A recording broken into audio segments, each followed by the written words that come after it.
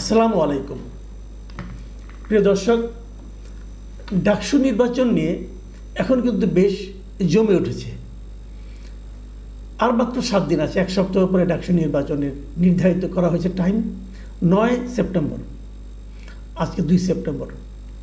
এর মধ্যে কি কি ঘটবে, কি কি ঘটতে পারে, আর এর আগে এই নির্বাচন নিয়ে কি কি ঘটেছে তার আমি একটু বর্ণনা দিতে চাচ্ছি। এগুলো হতে এতটা আলাপ হতোই না, কিন্তু হচ্ছে এই কারণে এই নির্বাচনকে অনেকে অনেকভাবে দেখছে। কোনো রাজনৈতিক দল ভাবছে এই নির্বাচন আগামীতে জাতীয় নির্বাচনে তারা কি করতে পারবে, কতটা সাফল্য দেখাতে পারবে, তার একটা নমুনা তারা এখান থেকে পেতে চায়, এরকম অনেকে বলছে।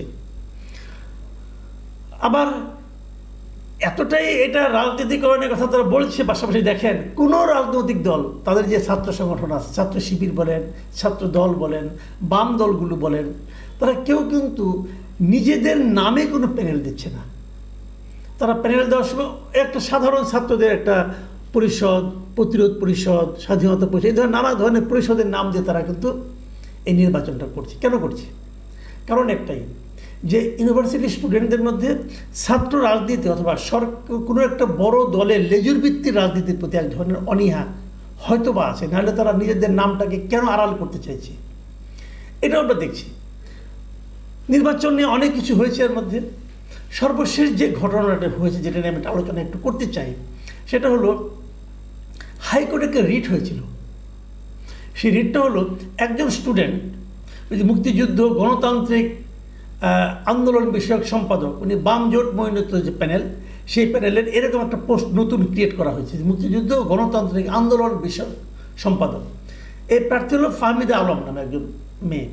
তিনি একটা রিট করেছিলেন এবং সেই রিটটাতে উনি বলেছিলেন যে শিবিরের যে প্যানেল, যেটা সেই প্যানেলের যিনি সাধারণ সম্পাদক পদপ্রার্থী ফরহাদ সাহেব, এই ফরহাদ একসময় ছাত্রলীগ করত এবং তাদের বক্তব্য ছিল, তার উকিলের এবং তাদের বক্তব্য ছিল যে ছাত্রলীগ করার কারণে এবার যারা নাকি এখানে ভিপিজিএস হতে চেয়েছিল, বিভিন্ন পদের মনোনয়ন দিয়েছিল, তাদের মধ্যে অনেককে কিন্তু নমিনেশন বাতিল করা হয়েছে। যেমন জুলিয়াস সিজার নামে একজন ছেলে, সে এক সময় ভিপি প্রার্থী হতে চেয়েছিল, এবার তাকে বাতিল করা হয়েছে এই কারণে সে ছাত্রলীগ করতে এক সময়।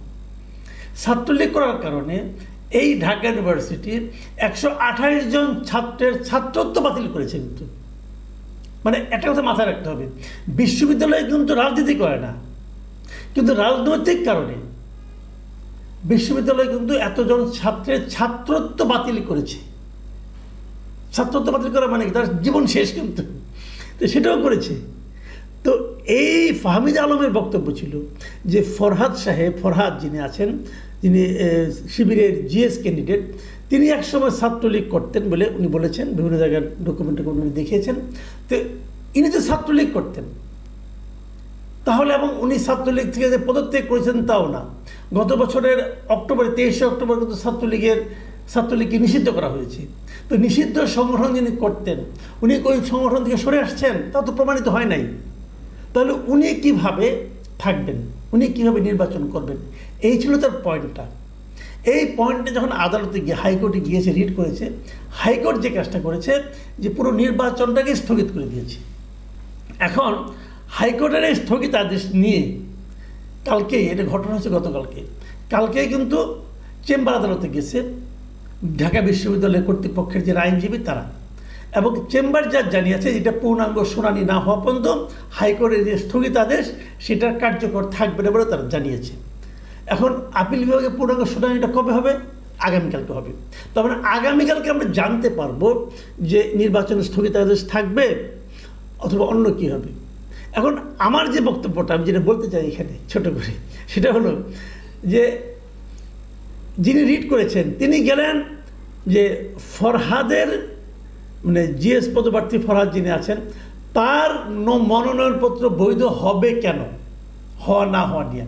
যদি সেটাই হয় তাহলে সেটাই তো চাইবে, সেটাই তো রেজাল্ট আসবে, তার মনোনয়ন থাকবে কি থাকবে না।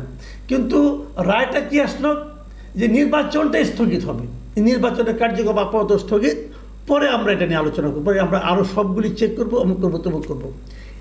এই যে রায়টা হলো, এখন যখন এটা নাকি আপনার মনে করেন আপিল বিভাগে যাবে, আপিল বিভাগে কী আসবে? সাধারণত আমি দেখেছি যে বড় যে সমস্ত রায় হয়, ওই যে আপিলে যে এটা আছে যে এটা গ্রহণ করা হলো, স্থগিত করা হলো, বাতিল করা, এরকম 1-2 লাইনে কিন্তু উত্তর দেয়। তো এখন হাইকোর্টের যে স্থগিত আদেশ, এটা নিয়ে কিন্তু আপিল বিভাগে যাবেন সবাই। আপিল বিভাগ বললো স্থগিত আদেশ মানে বাতিল করা হলো, তাহলে নির্বাচন হবে। আবার যদি একটা স্থগিত আদেশ বহাল থাকলো, তাহলে নির্বাচন স্থগিত থাকলো 30 তারিখ এই পর্যন্ত, অক্টোবর পর্যন্ত, যেটাই হোক। কিন্তু প্রশ্ন হলো যে ফরহাদের যে মনোনয়ন, সেটা কি বৈধ হলো কি হলো না, যেটা নিয়ে প্রথমত গিয়েছিল সেটার কি হলো, এটা আমরা কেউ জানি না। তো আমার মনে হয় ফরহাদ বোধহয় এখন হারিয়ে যাচ্ছে। এই জিনিসটা কিন্তু ফরহাদ নিজেও বলেছে, ফরহাদ নিজেও কিন্তু আমার ভালো লাগে তার বক্তব্যটা। সে বলেছেন যে আমার প্রার্থিতা নিয়ে রিট করা হয়েছে, রায় তো হবে এটা নিয়ে, আমার প্রার্থিতা থাকবে নাকি থাকবে না, ডাকসু হবে নাকি হবে না, এটা তো রায় হতে পারে না। তো এটা হয়তো এটা, কিন্তু আইনের ব্যাপারটা আমরা অনেকটা জানি না। কোর্টের মধ্যে কী আলোচনা হয়েছে, জাজ কী হিসেবে মানে এটাকে বিচার করেছেন, কী সিদ্ধান্ত দিয়েছে, অত ডিটেল তো আমরা জানি না। আমাদের পত্রপত্রিকাগুলো খুব পিকুলিয়ার, তারা কেবলমাত্র এই চটকদার বিষয়গুলোকে কিন্তু সামনে নিয়ে আসে।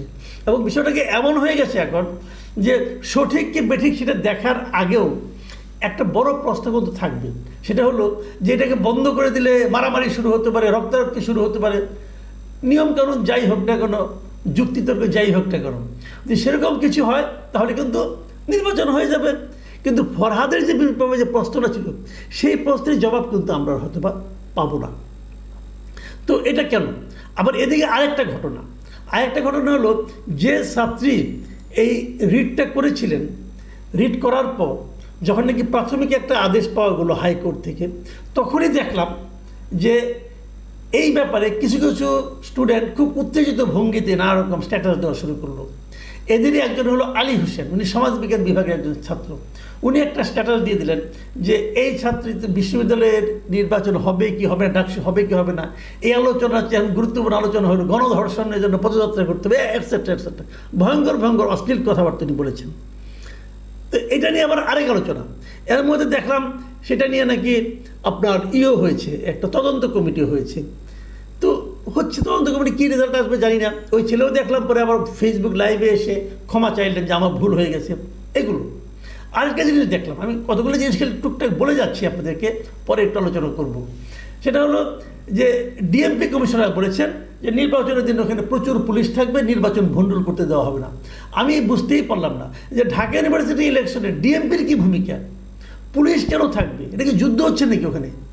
দেখেন, আমি নিজে ঢাকা ইউনিভার্সিটির স্টুডেন্ট ছিলাম, আমি 4টা ডাকসু নির্বাচনে অংশ নিয়েছি, মানে অংশ নিয়েছি, ভোট দিয়েছি আর কি 4বার। আমার লম্বা সবচেয়ে বেশি অনেক দিন আমি দিয়েছি আর কি ছিলাম। তো আমি যে সময় ছিলাম ওই সময় নির্বাচনটা হতো। তো আমি কোনোদিন পুলিশ দেখিনি, কোনো নির্বাচনে পুলিশ দেখিনি। আমি আরেকটা জিনিস দেখিনি, সেটা হলো যে নির্বাচনের সময় যে ইউনিভার্সিটি বন্ধ থাকে, এখন নাকি 4 দিন বন্ধ থাকবে, 7 তারিখ থেকে 10 তারিখ পর্যন্ত, 9 তারিখ ইলেকশন। তখন ইলেকশনের 2 দিন আগে ইউনিভার্সিটির সমস্ত পরীক্ষা ক্লাস সব বন্ধ হয়ে যাবে। তো এই বন্ধে তো অনেকে বাড়ি চলে যাবে, তাহলে ইলেকশনটা কী করে হলো, আর বন্ধ থাকতে হবে কেন? তো এই বিষয়গুলো কিন্তু আমার কাছে আসলে ক্লিয়ার না। আসলে কি হচ্ছে নির্বাচন নিয়ে কি অন্য কোনো খেলা হচ্ছে? এই প্রশ্নটা কিন্তু উঠছে, অলরেডি ওঠা শুরু হয়েছে। তো আমরা সব মিলিয়ে চাই যে নির্বাচনটা ঠিকঠাক মতো হোক, ভালো মতো হোক। এটা এই কারণে চাই, এর প্রভাব জাতীয় রাজনীতিতে পড়বে কি পড়বে না সেটা ইম্পর্টেন্ট না।